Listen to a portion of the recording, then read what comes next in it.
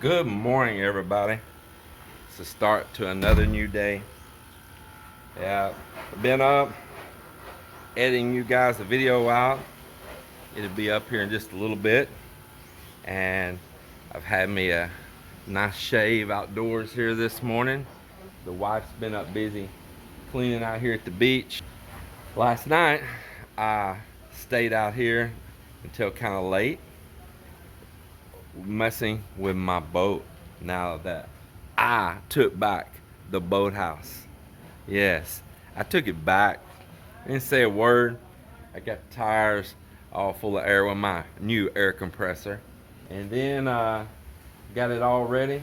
And the guys helped me roll it down right here. It was super easy to roll down. Of course, there's a slight slope going that way. It wants to go. But got it underneath there, and I took the boat house back. Yes, I took it back. Claim my right. So put it down in here. Mel didn't say much. She knew we needed it. She knew it.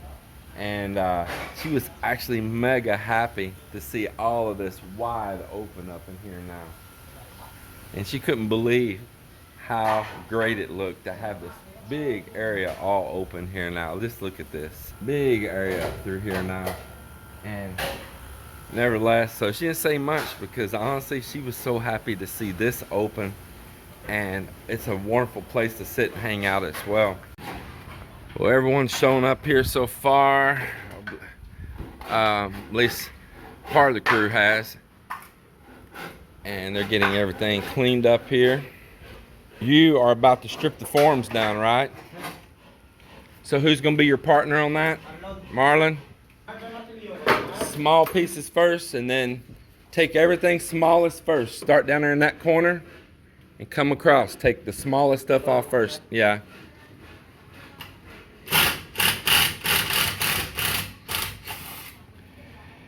Yeah. So just tie a piece of bamboo right across there. Get it. Find a nice big piece that you can tie so it closes the gap more. Hey, find two of them. Let's do another one right here also. Here, put it down here. Go this way. Go all the way here. Go all the way. All the way. Yep. Protect those pipes. We're short 4 people today. Yeah, 4 people are out. Joel's been out. He was out yesterday as well. And I'm glad he's not here, to be honest. I mean, I like Joel. It's not an issue like that. But Joel has a staph infection in by his armpit. And you know that staph can be contagious. People can pick that up. So it's best that he's not here and we're not getting any of that around us or anything. He needs to be at home. And he really needs to go to a doctor and get the proper medications for that.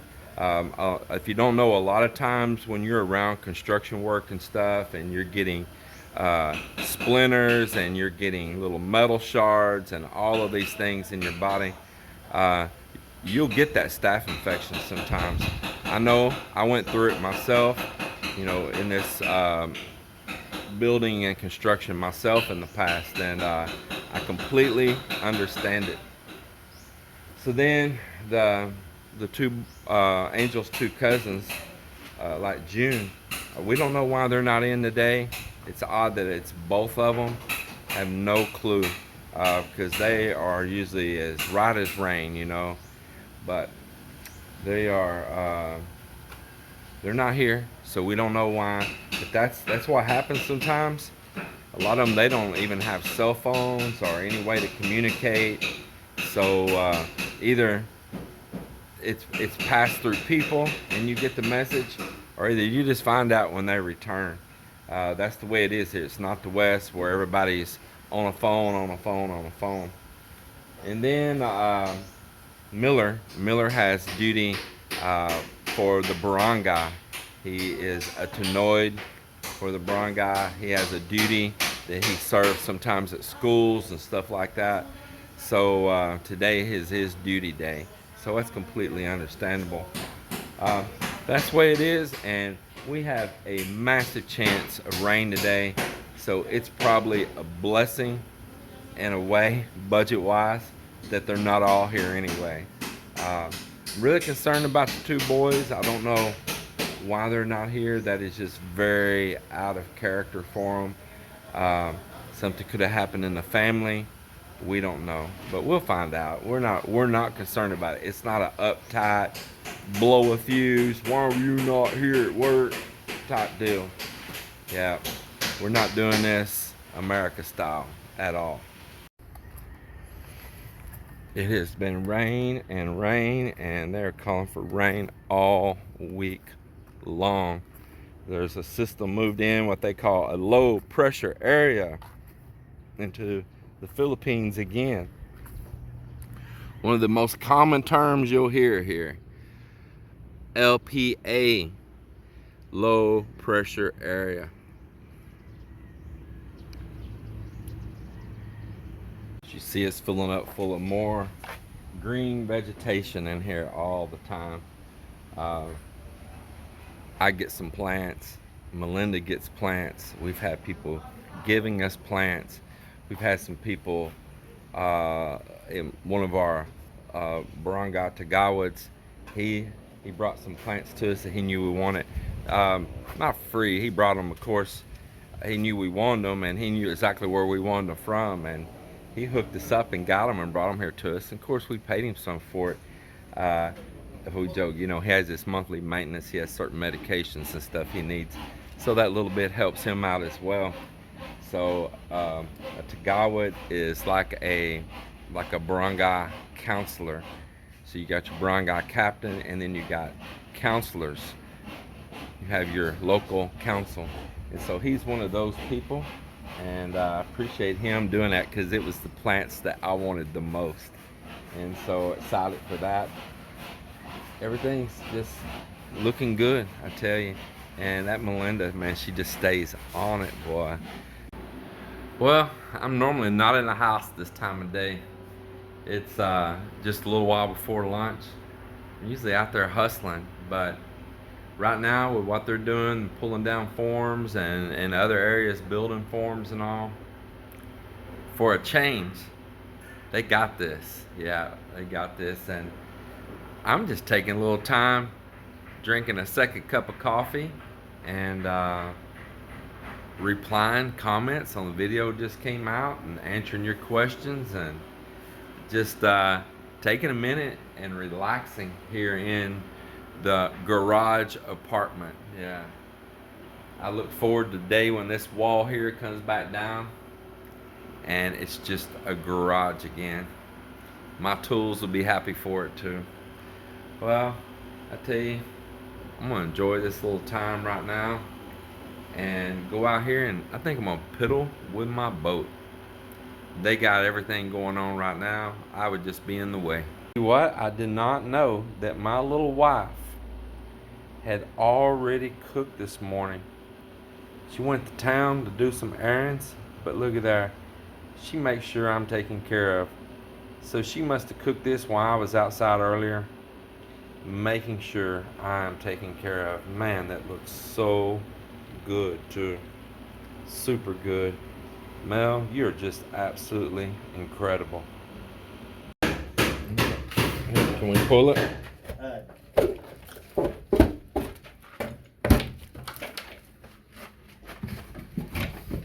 Okay. That's that little splice we put. You can knock it out. What, did it get behind in the cement? We'll just knock it off. I didn't worry about those little places anyway, because we're gonna tile that wall. It'll all be fine. It'll be okay. Knock that out. Even if you have to break it a little bit, it's okay. We just put this wall together with pieces of leftover form board. Sometimes you just make a judgment call. Like, for instance, instead of wasting a whole sheet, we know that this wall is going to get tiled. This is inside of a CR restroom. So any imperfections like that, I know that the mortar is going to cover that over anyway. So I told them, just throw those bad pieces up there, put a patch, whatever. because it'll all work out when it's slicked over with mortar and tile. There you go. Break it on out of there. There you go. It didn't stay straight, did it? It's all good though. That is not a problem. About to pull another one down in here.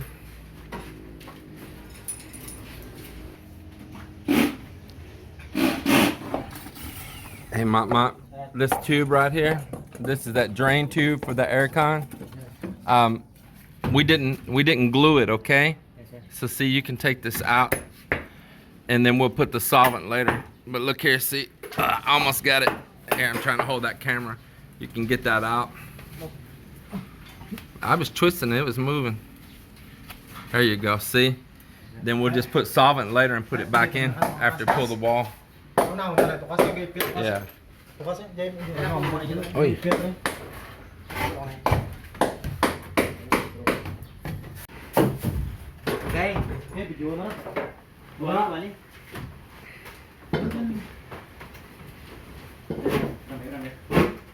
There you go. Is there, what's that? The air conditioner? Yes. Yeah. Oh, they're on the inside? Okay. Here.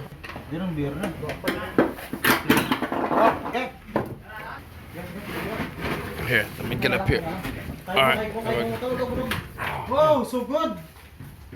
Yeah, we can just knock that stuff, comes right off right there. Very good. That's easy to clean. Yeah. Nice. Yeah, did it come out good? So good. That window buck looks good. Perfect. It does. Man, that looks great.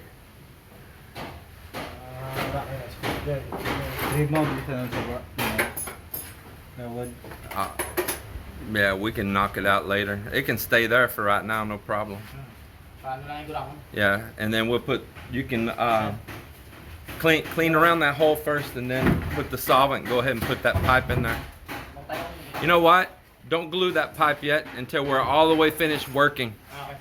Just stick it in the hole for now. That way if something happens and it gets hit or broke, we can just slide it out and glue a new one in. It looks really good. Really good. All this just wipes off. Just wipes off. So nice. You know how many hours they spend rendering? Render, trying to make a wall like that.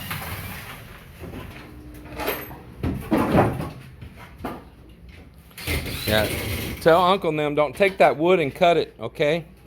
Because that's for that wall. Does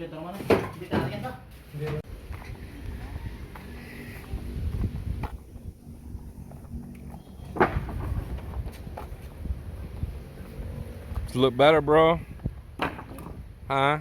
It looks straighter to me. It's got better cuts.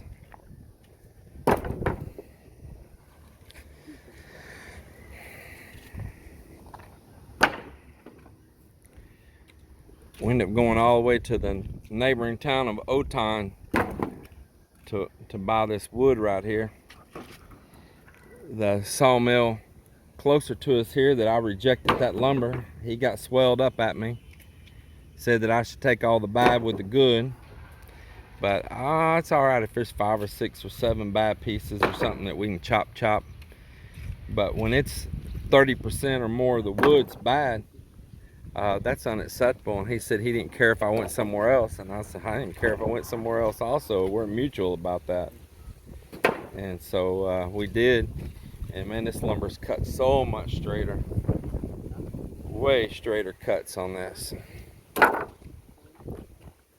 So, you know, we're here by the ocean, so I guess I use the saying, they're not the only fish in the sea. Looks good, and I can tell there's some good wood right here. I can hear it when you're throwing it, the solid clack in it. Really happy to get that wood right there. Told my brother-in-law Marvin, he does a lot of the leg work running for me. He looks right here around town, and there's maybe 3 places here in town that I have a little sawmill that's cutting cocoa lumber, and all of them were out, and that one, he was aggravated I rejected that wood, and Said, oh, next time you're gonna have to take whatever I load, and you're gonna have to prepay for it before I deliver it to make sure that I take it all. You know, gonna force it on me. You're gonna prepay, and I'm just gonna take whatever they give me. And I have some words for him, and it's not no good words I could say here on this channel. So I said, man, that's fine. I don't want to deal with him anyway, because it's not about, as I say, it's not about the wood of how soft it is, or yeah, there's a rotten place, or a place where the coconut tree's been chopped with a bolo and it's in the side of the log, inside the stick of wood. I understand that.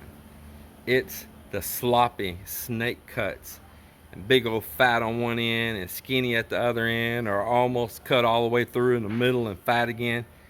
That is pure laziness, sloppiness. I don't give a darn work right there.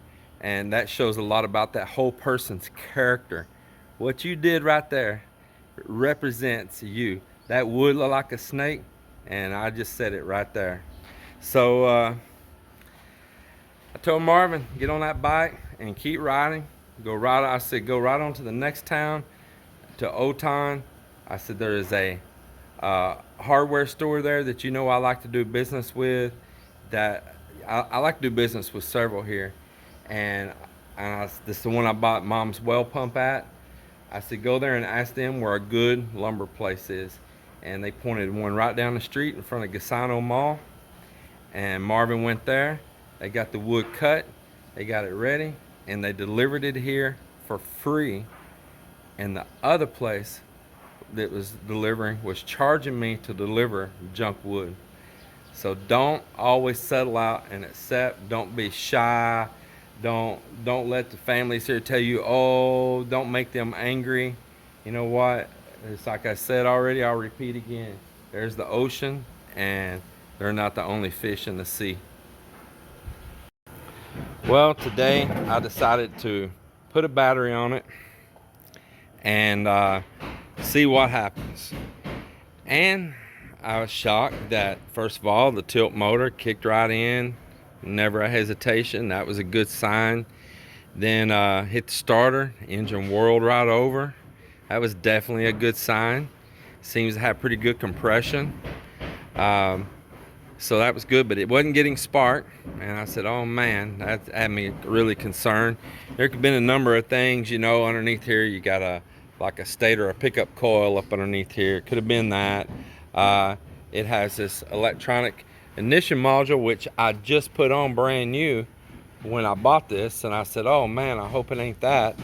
But so I unplugged all the wires one by one from it, reset them, loosened off the ground, sprayed some WD-40, reset it, went through here and reset some other grounds on here. And Marvin hit the key for me again. It had spark. Woohoo! So crisis is averted. These are the things when it sets, these are the things you're going to deal with. So I'm just lubing everything up. I'm lubing the cylinders before I actually run it. I've been whirling it over, spraying a little bit of lubrication, putting a little bit of WD-40 in these. I'm gonna let it set overnight. So I'm pretty impressed. And also, I didn't want to fire it without it being in water. And so I've been asking the family here up at the market, do they sell a tub big enough, you know, to fit this bottom half of this outdrive down in here, and showing them how big it would have to be. No bro, no bro. And I asked Melinda, and she said no, and they didn't have any trash cans that was big enough for that, you know, even if I took the prop off. And then all of a sudden I remembered I have a set of muffs for it. I forgot all about having that set of muffs. And I have this goal to teach Marvin. I told you a while back that I wanted to teach you everything about this, didn't I? I want him to learn it, know it. Anything I know and I can share, I want him to know. Because probably most of the time when I take this boat out, he's going to be with me. Yeah, he's going to be with me. And so I want him to be very familiar, the best he can, being brand new to this kind of engine, to learn all these little details. And it's another trade you can learn here, you know. Yeah, you're going to know more than most people will about these. And that's always a plus too, especially with this emerging economy right now in this country, and stuff like this starting to become more familiar here. Man, that is good looking. That's the best looking.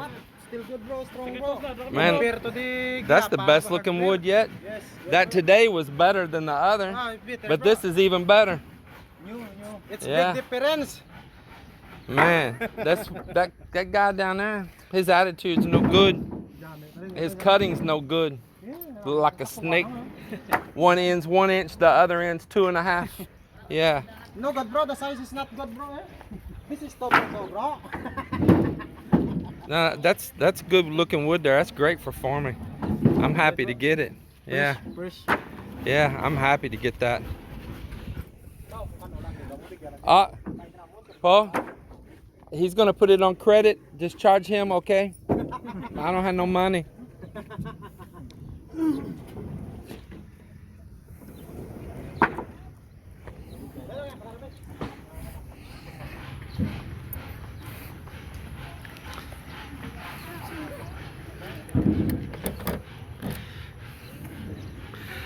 I have wonderful subscribers, Yoli and Mel, and they are in Los Angeles, so they watch our vlog and they can't get back to their home right now. So Yoli, Mel, here's your house right here, all looking fine. Your caretakers are always here watching after it too. So there you go, Yoli and Mel. You get a chance through my vlog to see that your house is all just fine. I even have a security guard here. Yes, I'm the one to security here. Careful, man, careful.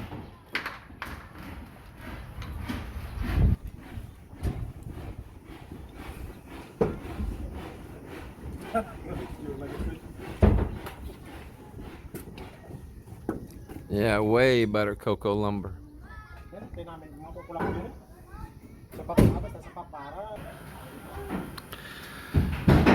This is the room. First one coming out next to the garage. And today they have just about formed it all up. Man, down to the last. Yeah, it's looking good. Yep. There it is. Yep. So what we're talking about there, right over here, there's an old fish hatchery, and it's got maybe, I don't know, maybe about 20 little concrete ponds. Like I say, it's a fish hatchery. And back when I first met Melinda years ago, you know, when you're an early on couple, you know, you're setting your boundaries with each other. She's testing me, I'm testing her, and we're a new couple. That happens, right? And we got into a little tiff, and I was mad at her, and I went out and they couldn't find me. I was asleep at that old fish hatchery. They come out searching for me with flashlights, and they found me at that old fish hatchery, sound asleep, because I'm a cowboy. I'll lay down anywhere. And right near my head, just right near my head, was a pile of dog poo. When they shined a light and I saw that, and Miller said, "Bro, come home." I said, "Okay, let's go." And that was the end of that. But at least we got a good laugh and a good memory out of it. So is life.